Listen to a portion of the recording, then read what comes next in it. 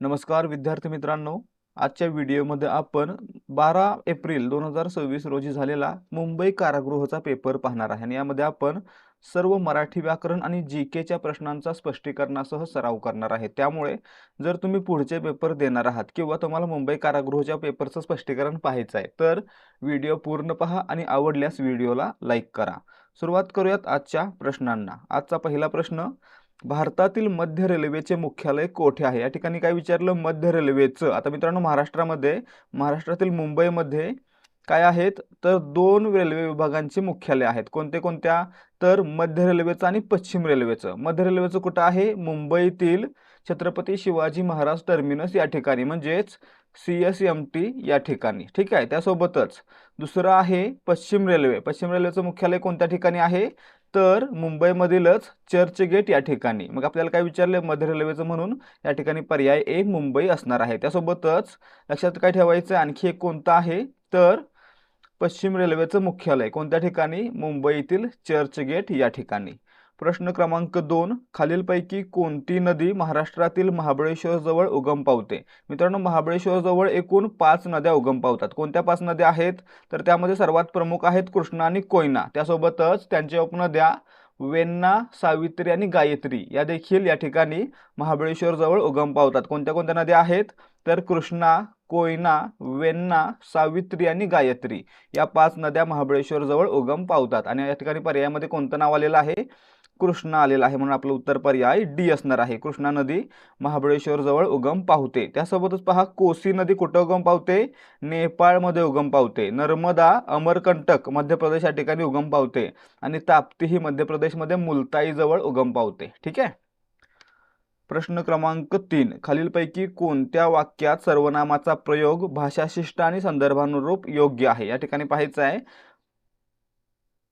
मी आणि तो आपण खेळायला गेलो होतो, वाक्यरचना चुकीची आहे। परंतु या ठिकाणी पाहायचं आहे, फक्त पर्याय बी दिसतोय, आपण उद्या भेटूया। याच्यामध्ये आपण हे काय आहे तर प्रथम पुरुषवाचक सर्वनाम हे या ठिकाणी योग्य प्रकारे वापरलं गेलेलं आहे, म्हणजे आपलं उत्तर पर्याय बी असणार आहे।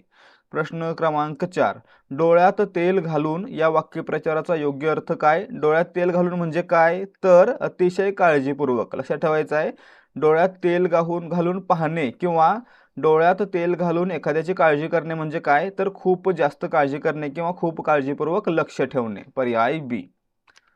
प्रश्न क्रमांक 5, मानवी रक्ताच्या निर्मितीसाठी खालीलपैकी कशाची आवश्यकता असते? आता मित्रांनो, मानवी रक्तातील लाल रक्तपेशींचा मुख्य घटक कोणता आहे? हिमोग्लोबिन। आणि हिमोग्लोबिनच्या निर्मितीसाठी काय आवश्यक आहे? तर लोह आवश्यक आहे, म्हणजे आपलं उत्तर काय असणार आहे? मानवी रक्ताच्या निर्मितीसाठी लोह हे अत्यावश्यक आहे। आणि मित्रांनो, जर लोहाची कमतरता झाली तर काय होतं? तर ॲनिमिया म्हणजेच रक्तक्षय नावाचा आजार होतो। पुढे पहा, प्रश्न क्रमांक 6, वेरूळ येथील कैलास मंदिराची निर्मिती खालीलपैकी कोणत्या राजाने केली? वेरूळ कुठे आहे? छत्रपती संभाजीनगर जिल्ह्यामध्ये। आणि मित्रांनो, या ठिकाणी असलेल्या लेण्यांमधील बहुतांश लेणी आहेत ती राष्ट्रकूट कालावधीमध्ये बांधली गेलेली आहेत, आणि त्यापैकी एक आहे कैलास मंदिर। ते कधी बांधलं गेलं? तर राष्ट्रकूट राजा कृष्ण प्रथम याच्या कारकिर्दीमध्ये बांधलं गेलं, म्हणजे आपलं उत्तर पर्याय डी असणार आहे। कैलास मंदिराची निर्मिती कृष्ण प्रथम यांच्या कारकिर्दीमध्ये झालेली होती। प्रश्न क्रमांक 7, मुख्य या शब्दास समानार्थी असलेला शब्द कोणता? मुख्याला समानार्थी प्रमुख। पर्याय डी। प्रश्न क्रमांक 8, काकदृष्टीने पाहणे म्हणजे काय? काकदृष्टी म्हणजे काय? कावळ्याची दृष्टी कशी असते? अतिशय बारकाईने असते, म्हणजे काय झालं तर काकदृष्टीने पाहणे म्हणजेच अतिशय बारकाईने पाहणे। पर्याय ए।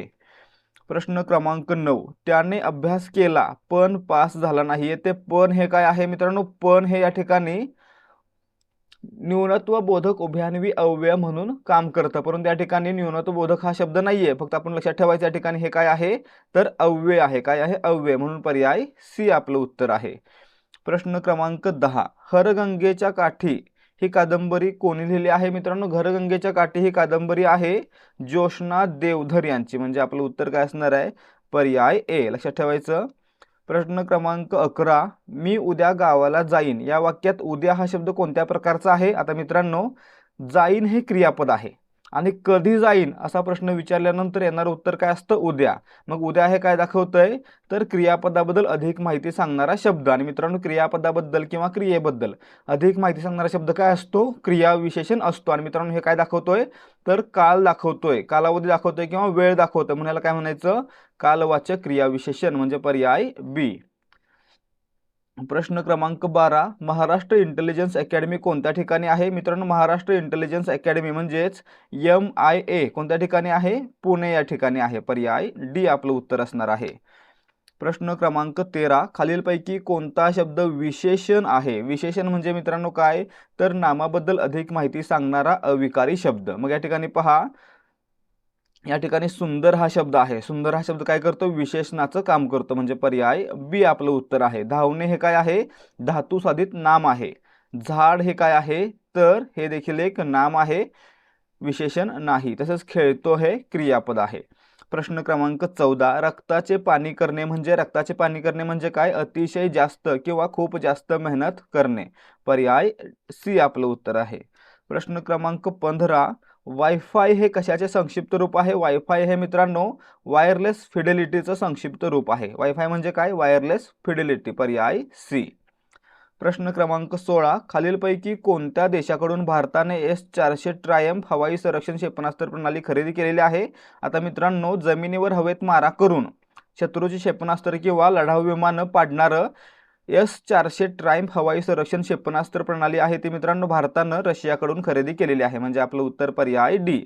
याचं कार्य काय आहे? तर शत्रूचे क्षेपणास्त्र किंवा हवाई हल्ले निकामी करणं. पुढे पहा, प्रश्न क्रमांक 17, या ग्रंथांच्या तेजामधून जन्मा येते क्रांती. या काव्यपंक्तीत क्रांती या शब्दाचा समानार्थी शब्द कोणता? मित्रांनो, क्रांती म्हणजे काय? परिवर्तन. पर्याय सी. क्रांती म्हणजे काय? अचानक झालेला बदल, अचानक झालेला मोठा बदल. पुढे पहा, प्रश्न क्रमांक 18, होर्मुझची सामुद्रधुनी कोणत्या दोन जलाशयांच्या दरम्यान वसलेली आहे? या ठिकाणी पहा, होर्मुझची सामुद्रधुनी आहे ती पर्शियन आखाताला ओमानच्या आखातासोबत जोडते. म्हणजे आपलं उत्तर पर्याय बी असणार आहे.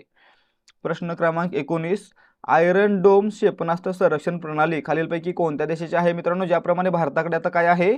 S-400 ट्रायम्फ आहे, त्याच प्रकारे इस्रायलकडं आयरन डोम क्षेपणास्त्र प्रणाली आहे, जी शत्रूच्या क्षेपणास्त्रांना आणि हवाई हल्ल्यांना निकामी करते. म्हणजे आपलं उत्तर पर्याय बी इस्रायल असणार. क्रमांक 20, भारतामध्ये वेगळा ज्येष्ठ नागरिक बजेट जाहीर करणारं पहिलं राज्य कोणतं आहे? मित्रांनो, भारतामध्ये सर्वात पहिल्यांदा ज्येष्ठ नागरिकांसाठी स्वतंत्रपणे बजेट मांडणारं पहिलं राज्य ठरलेलं आहे केरळ. म्हणजे आपलं उत्तर पर्याय ए असणार आहे. आता या ठिकाणी केरळ म्हणायचं नाही, काय म्हणायचं? केरळम म्हणायचं. ठीक आहे विद्यार्थी मित्रांनो, आता सगळं सोडून थोडा वेळ फक्त इकडे लक्ष द्या. तुम्ही या व्हिडिओपर्यंत पोहोचलाय म्हणजेच तुम्ही नक्कीच पोलीस भरतीसाठी तयारी करताय. आणि मित्रांनो, तुम्ही तयारी करताय म्हणजे तुम्हाला माहीत असेलच की पोलीस भरतीसाठी मागील वर्षांच्या प्रश्नपत्रिका सोडवणे किती आवश्यक आहे. त्यासोबतच नवीन प्रश्नपत्रिका सोडवून त्या परीक्षेसाठी तयारी करणं आणि टाईम मॅनेजमेंट करणं हे देखील आवश्यक आहे. आणि मित्रांनो, यासाठीच देहाधिकारी स्पर्धा परीक्षा मंच घेऊन आलेला आहे. फक्त 60 रुपयांमध्ये 30 सराव प्रश्नपत्रिका, 30 पेपर फक्त 60 रुपयांमध्ये. आणि मित्रांनो, यामध्ये आपल्याला प्रत्येक पेपरमध्ये 100 प्रश्न असतील आणि त्या 100 प्रश्नांचं पूर्ण स्पष्टीकरण देखील असणार आहे. आणि हा जो पॅटर्न असणार आहे तो 25-25चा पॅटर्न असणार आहे. म्हणजेच मराठीचे 25, सामान्य ज्ञानाचे 25, गणित बुद्धिमत्ता 25-25 असा पॅटर्न असणार आहे.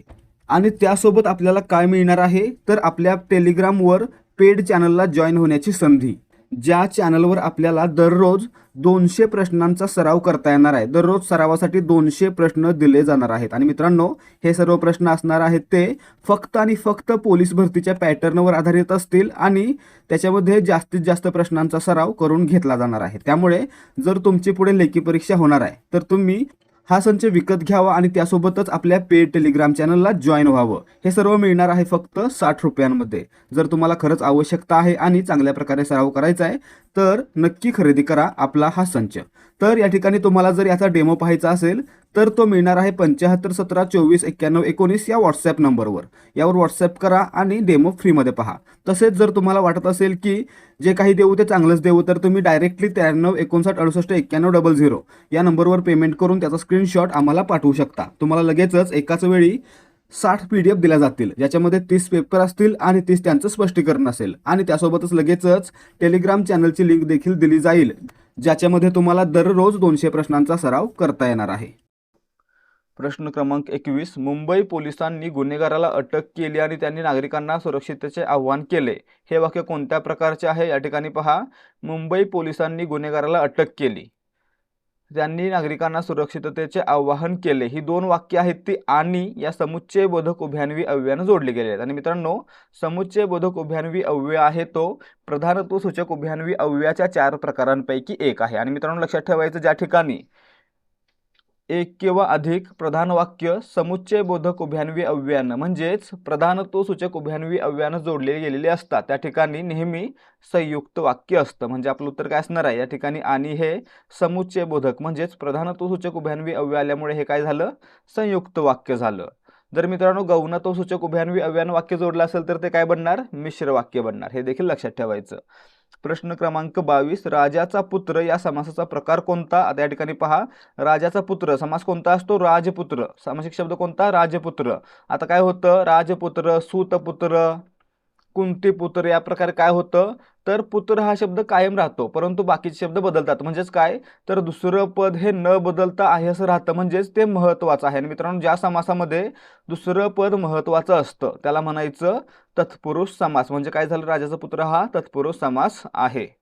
द्वंद्व कधी असतो? जेव्हा दोन्ही पदे महत्त्वाचे असतात तेव्हा. बहुव्रीही कधी? दोन्ही महत्त्वाचे नसून तिसऱ्याच पदाचा बोध होतो तेव्हा. आणि अव्ययभाव कधी? जेव्हा पहिलं पद महत्त्वाचं असतं तेव्हा.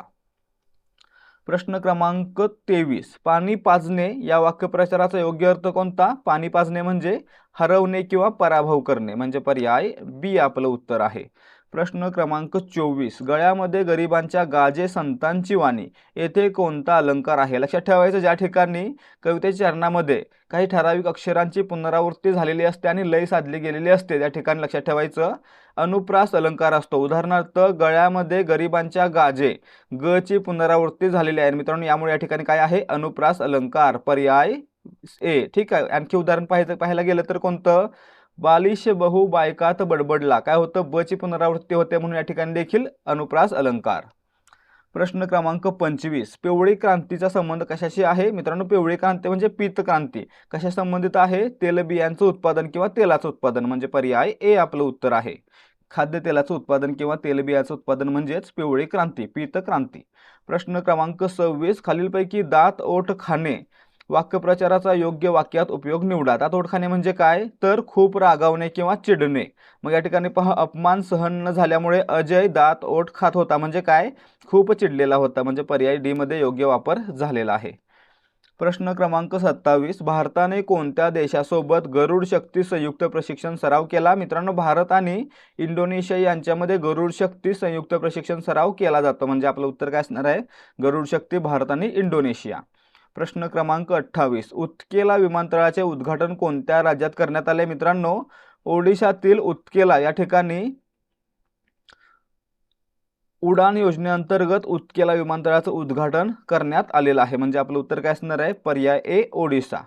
प्रश्न क्रमांक 29. कावळा काळा आहे हे विधान खालीलपैकी कोणत्या अलंकाराशी संबंधित आहे? या ठिकाणी पहा, कावळा काळा आहे, काय झालं? कावळ्याला काळा म्हटलं गेलं. याच्यामध्ये कोणत्याही प्रकारचा अलंकार आलाय का? नाही आलेला आहे, कारण या ठिकाणी फक्त एक विधान आहे. या ठिकाणी ना उपमा दिलेली आहे किंवा काय दिलेलं आहे. कावळा कोळशासारखा काळा आहे असं म्हटलं तर त्या ठिकाणी उपमा अलंकार म्हटलं असतं आपण, परंतु या ठिकाणी फक्त कावळा काळा हे विधान केलंय, म्हणजेच कोणताही अलंकार येत नाहीये, म्हणून पर्याय डी आपलं उत्तर आहे. प्रश्न क्रमांक 30. तो हसून बोलतो, येथे हसून हे काय आहे? या ठिकाणी पहा, वाक्यामध्ये हसून हा शब्द काय दाखवतोय? तर बोलण्याची क्रिया कशा प्रकारे घडते ते दाखवतोय. आणि मित्रांनो, ज्या ठिकाणी एखादा शब्द क्रिया कशा प्रकारे घडते म्हणजे क्रिया घडण्याची रीत दाखवत असेल तर त्याला काय म्हणायचं? तर क्रियाविशेषण अव्यय म्हणायचं. उदाहरणार्थ, क्रिया कशी घडली, क्रिया कुठे घडली, क्रिया कधी घडली याबद्दल माहिती देणारा, म्हणजेच क्रियेबद्दल किंवा क्रियापदाबद्दल अधिक माहिती देणारा शब्द म्हणजे काय असतो? क्रियाविशेषण अव्यय. आणि मित्रांनो, या ठिकाणी तो कसा बोलतो? तर तो हसून बोलतो, म्हणजे हसून काय झालं? क्रियाविशेषण अव्यय, क्रिया घडण्याची रीत दाखवणार क्रियाविशेषण अव्यय. ठीक आहे. प्रश्न क्रमांक 31. संचार साथी पोर्टल कोणत्या कार्यासाठी वापरले जाते? संचार साथी हे पोर्टल आहे ते हरवलेला किंवा चोरीला गेलेला मोबाईल शोधण्यासाठी ट्रॅक करण्यासाठी वापरलं जातं म्हणजे आपलं उत्तर पर्याय बी असणार आहे. प्रश्न क्रमांक 32 आरटीजीएस हे कशाचे संक्षिप्त रूप आहे? आरटीजीएस म्हणजे काय? Real time gross settlement. पर्याय ए हे बँकिंग क्षेत्राशी संबंधित आहे. प्रश्न क्रमांक 33 गुरु या शब्दाचे लिंग कोणते? आता आपण काय म्हणतो? तो गुरु. तर या ठिकाणी गुरु काय झालं? तर पुल्लिंग झालं म्हणजे आपलं उत्तर पर्याय सी. गुरु या शब्दाचं लिंग आहे पुल्लिंग. प्रश्न क्रमांक 34 उझबेकिस्तानची राजधानी कोणती आहे? उझबेकिस्तानची राजधानी आहे ताशकंद. पर्याय बी आपलं उत्तर असणार आहे. प्रश्न क्रमांक 35 पुढीलपैकी कोणता शब्द पृथ्वी या शब्दास समानार्थी नाही? या ठिकाणी पहा अवनी म्हणजे पृथ्वी, धरा म्हणजे पृथ्वी, वसुंधरा म्हणजे पृथ्वी, परंतु क्षमा म्हणजे माफी या ठिकाणी हा शब्द पृथ्वीला समानार्थी नाही म्हणून पर्याय बी आपलं उत्तर असणार आहे. प्रश्न क्रमांक 36 भारतीय न्याय सुरक्षा संहिता. मित्रांनो या ठिकाणी नागरिक सुरक्षा संहिता पाहिजे म्हणजे BNSS 2023 नुसार EFIR इलेक्ट्रॉनिक तक्रार संदर्भात खालीलपैकी योग्य विधान कोणते? आता मित्रांनो जर आपण BNSS नुसार जर EFIR केली तर तिथून पुढे कोणत्याही प्रकारची कारवाई किंवा प्रक्रिया करण्याची आवश्यकता आपल्याला पडत नाही.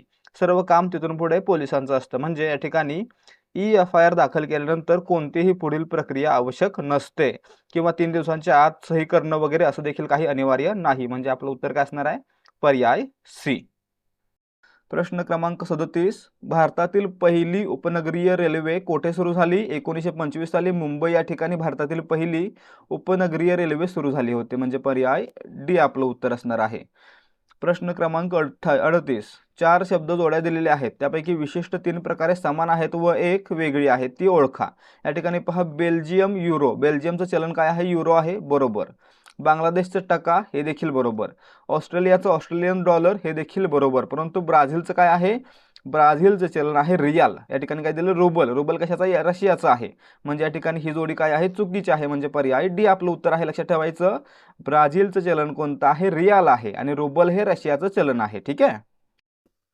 प्रश्न क्रमांक 39 ब्लूटूथ तंत्रज्ञानाचे नाव टिंबटिंब यांच्या नावावरून ठेवण्यात आले. या ठिकाणी पाहायचं आहे डेन्मार्कचे एक राजा होते हेरॉल्ड ब्लूटूथ यांच्या नावावरून ब्लूटूथ तंत्रज्ञानाला नाव देण्यात आलेलं आहे म्हणजे आपलं उत्तर काय असणार आहे? एक राजा. कोणत्या देशाचे? डेन्मार्कचे. ठीक आहे. प्रश्न क्रमांक 40 द ब्ल्यू लाईन कोणत्या 2 देशांना विभाजित करते? मित्रांनो ब्ल्यू लाईन आहे ती इस्रायलला लेबनान पासून विभाजित करते म्हणजे आपलं उत्तर काय असणार आहे? ही लाईन आहे ती इस्रायल आणि लेबनान यांच्यामध्ये आहे म्हणजे पर्याय ए आपलं उत्तर असणार आहे. प्रश्न क्रमांक 41 तो रोज शाळेत जातो हे वाक्य कोणत्या प्रकारचं आहे? मित्रांनो या ठिकाणी पहा या वाक्यातून फक्त एक विधान व्यक्त होतंय, एक विधान केलं जातंय. तो रोज शाळेत जातो याच्यामधून प्रश्नार्थ, आज्ञार्थ किंवा उद्गारार्थ व्यक्त होत नाही म्हणून या ठिकाणी काय झालं? फक्त विधान आहे म्हणून विधानार्थ. ठीक आहे. प्रश्न क्रमांक 42 मी पुस्तक वाचत होतो हा काळ कोणता आहे? या ठिकाणी पहा वाचत होतो म्हणजे वाचण्याची क्रिया भूतकाळामध्ये सुरू होते म्हणजेच अपूर्ण होते म्हणजे काय झाला? अपूर्ण भूतकाळ म्हणजे पर्याय बी. याला दुसरं नाव काय असतं? चालू भूतकाळ. ठीक आहे. आता लक्षात ठेवायचं चालू भूतकाळ किंवा अपूर्ण भूतकाळ कसा ओळखायचा? तर क्रियापद कसं असतं? त अधिक तो. ठीक आहे. त अधिक होतो, होती, होते, करत होतो, करत होती, करत होते, वाचत होतो, वाचत होती, वाचत होते या प्रकारे त अधिक होतो, होती, होते हे लक्षात ठेवायचं. प्रश्न क्रमांक 43 खालीलपैकी कोणता समास बहुव्रीही समास आहे? या ठिकाणी पाहायचं आहे राजपुत्र, राजाचा पुत्र तत्पुरुष समास. जलपान, पाणी पिणे या ठिकाणी देखील काय झालं? तत्पुरुष समास. ग्रामसभा, ग्रामची सभा किंवा गावाची सभा हे देखील झालं तत्पुरुष समास. परंतु चंद्रमुखी म्हणजे चंद्रासारखी मुख असलेली याच्यामध्ये काय होतंय? तर चंद्र आणि मुख या दोन्ही शब्दांचा बोध न होता तिसऱ्याच व्यक्तीचा बोध होतो आणि अशा ठिकाणी काय असतं? बहुव्रीही समास असतो म्हणजे पर्याय ए मध्ये बहुव्रीही समास आलेला आहे. प्रश्न क्रमांक 44 भारतीय रिझर्व्ह बँकेचे मध्यवर्ती कार्यालय मुंबई येथे केव्हा स्थलांतरित करण्यात आले? या ठिकाणी पाहायचं आहे रिझर्व्ह बँकेची स्थापना कधी झाली? 1 एप्रिल 1935 साली. ठीक आहे. त्यासोबतच मित्रांनो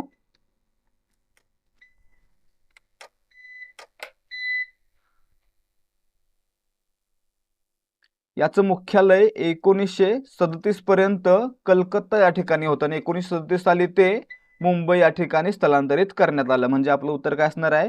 RBIचं हेडक्वार्टर्स किंवा मध्यवर्ती कार्यालय आहे ते 1937 साली मुंबई या ठिकाणी स्थलांतरित करण्यात आलं होतं.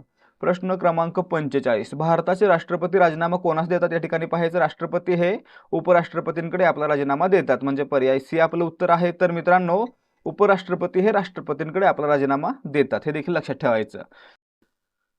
प्रश्न क्रमांक 46. सहज सुंदर वर्णन, अलंकाराचा अतिरेक नसलेला, रसपूर्ण आणि सरळ भावप्रवाह हा कोणता काव्यगुण दर्शवतो. तर मित्रांनो, या ठिकाणी पाहायचं आहे प्रसाद गुण आहे, त्याच्यामध्ये सहज सुंदर वर्णन असतं, अलंकाराचा अतिरेक नसतो, त्यासोबतच रसपूर्ण आणि सरळ भावप्रवाह असतो, त्याला काय म्हणायचं, प्रसाद गुण म्हणायचं. पर्याय ए आपलं उत्तर असणार आहे. प्रश्न क्रमांक 47. खालीलपैकी कोणता व्यंजन उच्चारस्थान तालव्य आहे. या ठिकाणी पाहायचं आहे मित्रांनो, तालव्य व्यंजन कोणते आहेत. तर च चा गट, म्हणजे आपलं उत्तर पर्याय बी, कारण यांचा उच्चार करताना आपली जीभ आहे ते आपल्या टाळूला स्पर्श करते. ठीक आहे. त्यासोबतच पहा, ट कशामध्ये येतं, मूर्धन्यमध्ये, प औष्ठ्यमध्ये आणि क कंठ्यमध्ये. त्यासोबतच च चा गट आहे तो दोन प्रकारे असतो. कोणता, तालव्य आणि दंत तालव्य. तालव्य कधी, जेव्हा त्याचा उच्चार य युक्त होतो तेव्हा त्याला तालव्य म्हणायचं, आणि जेव्हा त्यांचा उच्चार अयुक्त होतो तेव्हा त्याला काय म्हणायचं, दंत तालव्य म्हणायचं. प्रश्न क्रमांक 48. जगातील पहिल्या महिला पंतप्रधान कोण होत्या. या ठिकाणी पाहायचं आहे 1960 साली जगातील पहिल्या महिला पंतप्रधान बनल्या होत्या श्रीलंकेच्या सिरिमाओ भंडारनायके, म्हणजे आपलं उत्तर पर्याय ए असणार आहे. प्रश्न क्रमांक 49. कोणत्या रक्तगटाला युनिव्हर्सल डोनर म्हणजे सर्वयोग्य दाता म्हणून ओळखले जाते. या ठिकाणी पाहायचं आहे ओ निगेटिव्ह रक्तगटाचं रक्त सर्व रक्तगटांना चालतं, म्हणून या ठिकाणी याला काय म्हणायचं, युनिव्हर्सल डोनर म्हणजे सर्वयोग्य दाता, पर्याय डी. ठीक आहे. त्यासोबतच ए बी रक्तगट आहे, ए बी, याला सर्वांचं रक्त चालतं म्हणून याला काय म्हणतात, सर्वयोग्य ग्राहक असं म्हटलं जातं. ठीक आहे. पुढे पहा, प्रश्न क्रमांक 50 आहे. नाकावर टिचून बोलणे म्हणजे काय. तर खूपच हट्टाने किंवा ठामपणे बोलणे, म्हणजे आपलं उत्तर या ठिकाणी पर्याय सी, नाकावर टिचून बोलणे, खूप हट्टाने किंवा ठामपणे बोलणे. विद्यार्थी मित्रांनो, या ठिकाणी आजचे मुंबई कारागृहाच्या पेपरमधील प्रश्न समाप्त होत आहेत. जर तुम्हाला या प्रश्नांची उत्तर आणि स्पष्टीकरण समजलं असेल तर व्हिडिओला लाईक करा आणि याच प्रकारचे व्हिडिओ पाहण्यासाठी आपल्या चॅनलला सबस्क्राईब करा. भेटूयात पुढच्या भागामध्ये. जय हिंद, जय भारत आणि जय महाराष्ट्र.